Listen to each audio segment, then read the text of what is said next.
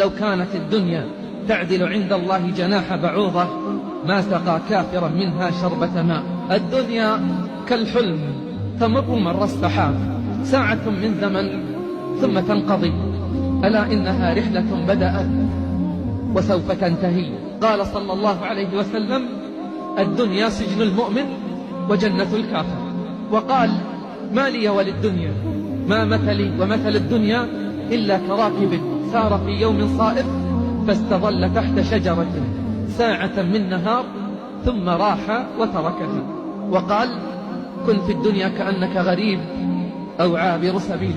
وقال: ما الفقر أخشى عليكم، ولكن أخشى أن تبسط الدنيا عليكم كما بسطت على من كان قبلكم، فتنافسوها كما تنافسوها فتهلككم كما أهلكتهم. أحبتي، ليس المطلوب ترك الدنيا بتاتا.